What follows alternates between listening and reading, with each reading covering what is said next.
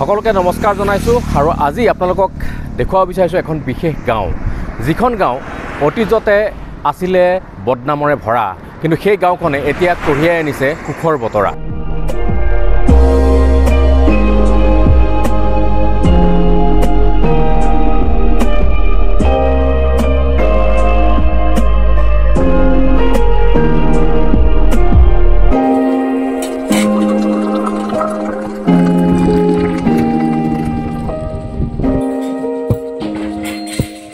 মই বৰ্তমান য'ত উপস্থিত আছোঁ এয়া দেখিছে আপোনালোকে ৩৭ নম্বৰ ৰাষ্ট্ৰীয় ঘাইপথ।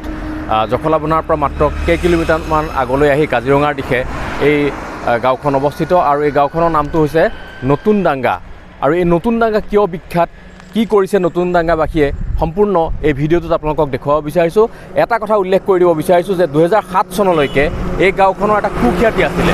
সেই কুখ্যাতি আছিল কি যে কাজিৰঙা ৰাষ্ট্ৰীয় উদ্যানত গঁড় চিকাৰ কৰিবলৈ অহা বহু চিকাৰীয়ে আত্মগোপন কৰি আছিল এই গাঁওখনৰ ভিতৰত। আৰু তেতিয়া আৰক্ষীয়ে হওক, বন বিভাগেই হওক, প্ৰায়ে অভিযান চলাইছিল এই নতুন ডাংগা নামৰ গাঁওখনৰ ভিতৰত। কিন্তু ২০১০ চনৰ পৰা গাঁওখনলৈ আহিল সাংঘাতিক পৰিৱৰ্তন। এই গাঁওখনত যি পাৰিপাৰ্শ্বিক উন্নয়ন সমিতি গঠন হ'ল, সেই পাৰিপাৰ্শ্বিক উন্নয়ন সমিতিৰ জৰিয়তে ইয়াত কাৰ্বি থলুৱা খাদ্যৰ এখন বিপণী বা কাৰ্বি থলুৱা খাদ্যৰ এটা পৰিৱেশন কেন্দ্ৰ গঢ় লৈ উঠিলে। আৰু সেই কেন্দ্ৰটোৰ নাম হৈছে চৰাণ আহেম, অৰ্থাৎ কাৰ্বি পাকঘৰ। এই কাৰ্বি পাকঘৰৰ জৰিয়তেই তেওঁলোকে স্থানীয় যিসকল লোক আছিল সেই লোকসকলক স্বাৱলম্বনৰ বাট দেখুৱালে আৰু ক্ৰমান্বয়ে সেই লোকসকল স্বাৱলম্বিতাৰ দিশে আগবাঢ়ি গ'ল আৰু গাঁওখনলৈ সাংঘাতিক ধৰণে এটা আৰ্থ-সামাজিক পৰিৱৰ্তন আহিলে। আৰু শেহতীয়াভাৱে অসম চৰকাৰে অসম গৌৰৱ বঁটাৰ বাবে এতিয়া নিৰ্বাচিত কৰিছে এই চৰাণ আহেম নামৰ কাৰ্বি এথনিক খাদ্যৰ কেন্দ্ৰটোক বা কেন্দ্ৰটো চলাই থকা যি নতুন ডাংগা পাৰিপাৰ্শ্বিক সমিতি আছে সেই সমিতিক। গতিকে তেওঁলোকে কেনেধৰণে আগবঢ়াই নিছে নিজৰ গাঁওখনক বা কেনেধৰণে আগবঢ়াই নিছে এই থলুৱা খাদ্যৰ কেন্দ্ৰটোক চাওঁ আহক, জানো আহক, ব'লক আমি যাওঁ চৰাণ আহেমলৈ। পুৰণি ৩৭ নম্বৰ আৰু নতুন ৭১৫ নম্বৰ ৰাষ্ট্ৰীয় ঘাইপথৰ পৰা এই পথেৰে প্ৰায় ১ কিলোমিটাৰ আগবাঢ়ি গ'লেই পোৱা যায় কাৰ্বি থলুৱা খাদ্যৰ পৰিৱেশন কেন্দ্ৰ চৰাণ আহেম, অৰ্থাৎ কাৰ্বি পাকঘৰ। বৰ্তমান দেশী বিদেশী পৰ্যটকৰ আকৰ্ষণৰ কেন্দ্ৰবিন্দু এই চৰাণ আহেম গৈ পোৱাৰ পূৰ্বে গাঁওখনত কিন্তু লুকাই আছে ৰূপান্তৰৰ এক জীয়া কাহিনী। সেয়া আছিল ২০০৭ চনৰ আগৰ কথা। বন বিভাগ আৰু আৰক্ষীৰ লোকে প্ৰায়ে অভিযান চলাব লগা হৈছিল এই গাঁওখনত, কাৰণ কাজিৰঙা ৰাষ্ট্ৰীয় উদ্যানত গড় হত্যা কৰিবলৈ অহা চোৰাং চিকাৰীয়ে ঘাটি পাতি আছিল এই গাঁওখনত। সেই হিচাপেই চিকাৰী গাঁও হিচাপে পৰিচিত আছিল এই নতুন ডাংগা গাঁওখন। কিন্তু সময় সলনি হ'ল। ২০০৭ চনত সেই সময়ৰ বুঢ়াপাহাৰ বনাঞ্চলৰ বনাঞ্চলিক বিষয়াগৰাকীৰ তত্বাৱধানত গঢ় লৈ উঠিল নতুন ডাংগা পাৰিপাৰ্শ্বিক উন্নয়ন সমিতি। আৰু সেই সমিতিৰ তত্বাৱধানতে ২০১০ চনত স্থানীয় লোকসকলক স্বাৱলম্বিতাৰ দিশে আগবঢ়াই লৈ যোৱাৰ পৰিকল্পনাৰে স্থাপন কৰা হ'ল চৰাণ আহেম নামৰ এই থলুৱা খাদ্যৰ পৰিৱেশন কেন্দ্ৰটো। বুঢ়াপাহাৰ বনাঞ্চলৰ পানীজুৰি বন শিবিৰৰ তেনেই কাষতে এটা টিলাত স্থাপন কৰা হ'ল চৰাণ আহেম নামৰ কাৰ্বি থলুৱা খাদ্যৰ কেন্দ্ৰটো। সম্পূৰ্ণ প্ৰাকৃতিক পৰিৱেশৰ মাজত কাৰ্বিসকলৰ থলুৱা খাদ্য নিৰ্ভেজাল ৰূপত পৰিৱেশন কৰা এই কেন্দ্ৰটোৱে প্ৰথম অৱস্থাত ইমান সফলতা লাভ কৰা নাছিল যদিও পৰৱৰ্তী সময়ত বিভিন্ন সংস্থা আৰু প্ৰশাসনৰ সহযোগত ক্ৰমান্বয়ে উন্নতিৰ ফালে আগবাঢ়ি যাবলৈ সক্ষম হয় চৰাণ আহেম নামৰ কাৰ্বি থলুৱা খাদ্যৰ কেন্দ্ৰটো। এয়া চৰাণ আহেমৰ বৰ্তমানৰ পৰিৱেশ। প্ৰকৃতিৰ নৈসৰ্গিক শোভাৰ মাজত এনেদৰেই দেশী বিদেশী পৰ্যটকক থলুৱা খাদ্যৰে আপ্যায়ন কৰে নতুন ডাংগাৰ বাসিন্দাসকলে। গাঁওখনৰ ২১টাকৈ পৰিয়াল প্ৰত্যক্ষভাৱে জড়িত হৈ থকা এই কেন্দ্ৰটোত এনেদৰেই প্ৰতিদিনেই এইসকল লোকেই নিয়োজিত হয় বিভিন্ন কামত। পুৱাই আহি থলুৱা খাদ্য প্ৰস্তুতকৰণৰ বিভিন্ন কামত ব্যস্ত হৈ পৰে গাঁওখনৰ পুৰুষ মহিলাসকলে।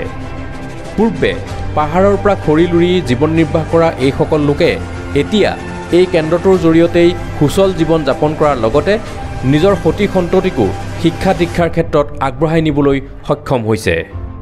তাৰোপৰি কেইবাজনো ছাত্ৰ ছাত্ৰীয়ে বন্ধৰ সময়ত এই কেন্দ্ৰত কাম কৰি নিজৰ পঢ়া শুনাৰ খৰচ উলিয়াবলৈ সক্ষম হৈছে। থলুৱা খাদ্যৰ এই কেন্দ্ৰটোৰ জৰিয়তেই গাঁওখনলৈ আহিছে পৰিৱৰ্তনৰ জোৱাৰ। এসময়ত ৰাস্তা ঘাট, বিজুলী, খোৱা পানী একোৰে সুবিধা নথকা নতুন ডাংগাত এতিয়া সকলোবোৰ সুবিধাই উপলব্ধ হৈছে। থলুৱা খাদ্য পৰিৱেশনৰ ওপৰত ভিত্তি কৰি পৰিৱেশ পৰ্যটনৰ জৰিয়তে পূৰ্বৰ কুখ্যাতি নোহোৱা কৰি এই গাঁওখনে বৰ্তমান লাভ কৰিবলৈ সক্ষম হৈছে বিশ্বব্যাপী সুখ্যাতি। পুৱাই আহি অতিথিৰ বাবে থলুৱা খাদ্য প্ৰস্তুত কৰাটো এতিয়া গাঁওবাসীৰ বাবে হৈ পৰিছে নিত্যনৈমিত্তিক কাৰ্য। এনেদৰেই তেওঁলোকে ব্যস্ত হৈ পৰে অতিথিক আপ্যায়নৰ বাবে আৰু ইয়াৰ জৰিয়তে গাঁওখনলৈ আহিছে নতুন পৰিচিতি।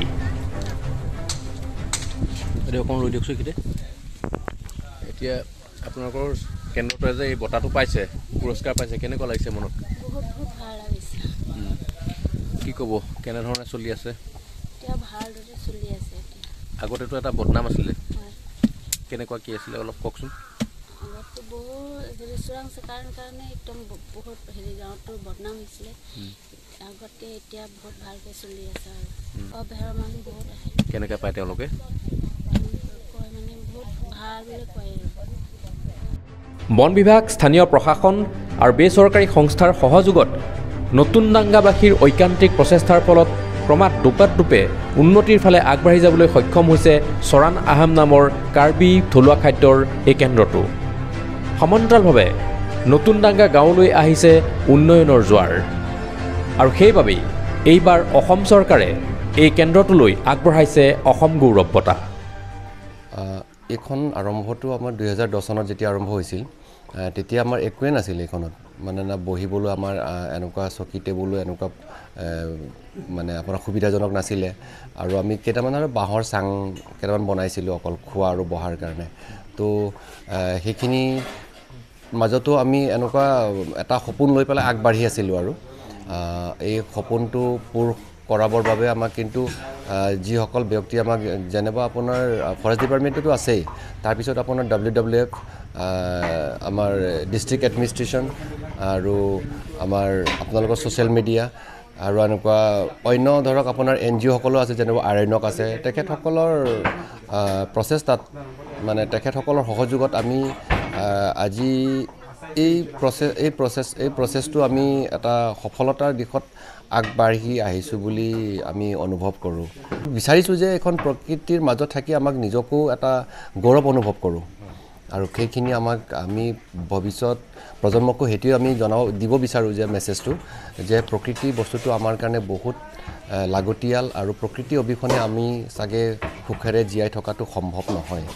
গতিকে আমাৰ এটা বদনাম আছিল, এটা কোলা হয়, সেইটো আমি এটা অতীত বুলি ভাবোঁ আৰু সেই অতীতৰ দিনখিনি যদি আমি তুলনা কৰোঁ, সেই দিনটো আৰু আজিৰ দিনটোৰ মানে আমি দেখিছোঁ আপোনাৰ দিন পোহৰৰ মানে ৰাতি আৰু দিন এনেকুৱা এটা পাৰ্থক্যৰ মাজত আমি দেখা পাওঁ।